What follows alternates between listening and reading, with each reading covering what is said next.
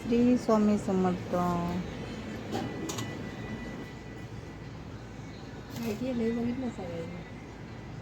आज नवीन केलंय. हिला बाटी म्हणतात, राजस्थानला बाटी करत होते. आम्ही पहिला राजस्थानलाच होतो आणि तिथे बाटी करत होते. आपल्या कालवण वगैरे करण्यापेक्षा ही बाटी रोज त्यांच्यात रोजचं जेवण म्हणजे बाटी, ही उडदाच्या डाळीची ही आमटी, उडदाच्या डाळीची आमटी आणि तूप असं त्यांच्यात रोजच्या जेवणात असायचं. तर आता आम्ही गावाकडे आलेलो आहे, मी कधी कधी तरी करत असते. तर बघा किती छान झालेलं असते. ही बाटी अशी गोल गोळाच होता आणि गोळ गोळ करून हे भाजायचं असतं. मग ते भाजून झाल्यानंतर बघा, आणि बघा बारीक झाल्यानंतर असं एकदम चुरावतं. तर खूप छान लागतं हे आमटी संग. खूप असं बारीक करून कुणाला खायचं असतं आणि टेस्टी मस्त. तुम्ही पण करून बघा.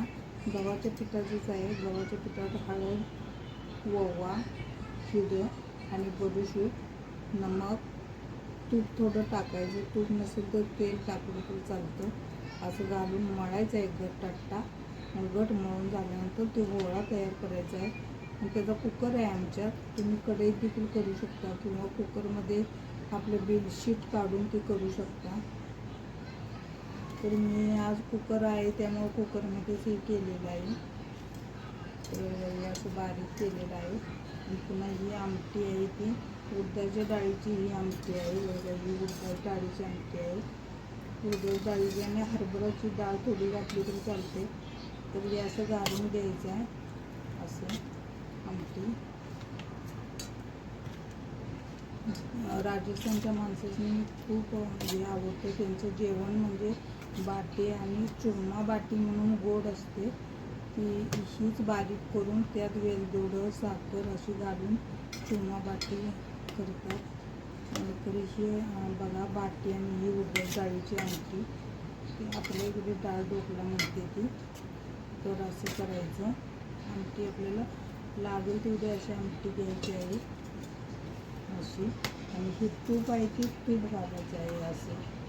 हे असं तूप मी काय विरघळून घेतलं नाही, वेळ झाला होता म्हणून म्हणजे आता तुम्हाला पहिला व्हिडिओ करून दाखवूया.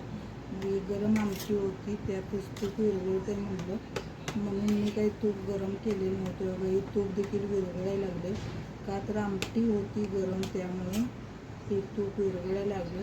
तर बघा असंही राजस्थानची माणसंही खातात. म्हणून मी पण म्हटलं आता आपण गावाकडे म्हणजे आम्ही तिकडं पण करत होतो करून, गावाकडं आले तरी पण मी करते. माझ्या मुलांना तर खूप हे आवडतं म्हणून हे केलेलं आहे मी. तर या खायला आहे बघा किती छान आहे. मस्त अशी बाटी आणि डाळ बाटी म्हणायचं याला. तर खूप छान लागतं. आणि ह्यात थोडा कांदा जरी घेतला तरी चालतो. कांदा, शेव, लिंबू असं घेतलं तर एक नंबरचं लागतं. बारीक चिरून असा कांदा ह्याच्यावर टाकायचा आहे. तर खूप छान आणि टेस्टी लागतं. तर या खायला, या तुम्ही पण खायला. खूप भारी आणि मस्त अशी टेस्टी डाळ बाटी खूप छान लागते. तर या खायला तुम्ही पण.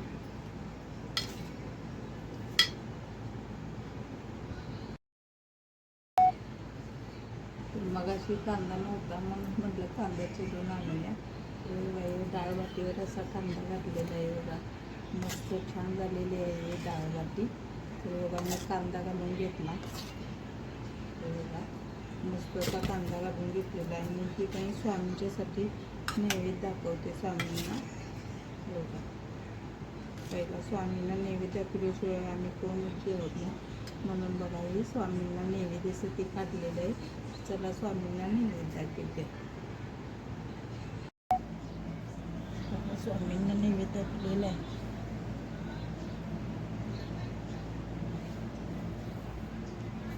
स्वामींना नैवेद्य दाखवलेलं आहे. तर चला, तर मी आता जेवणार आहे.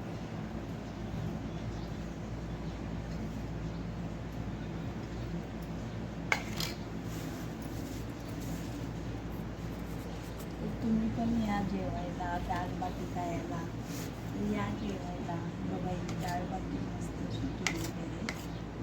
तुम्हाला पण आवडली असेल तर सांगा आणि लाईक, शेअर आणि सबस्क्राईब करायला विसरू नका. तर या डाळ बाटी खायला. मस्त झालेली आहे.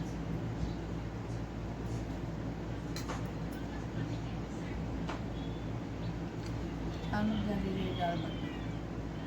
तर या खायला आणि व्हिडिओ आवडल्यास लाईक शेअर आणि सबस्क्राईब करायला विसरू नका.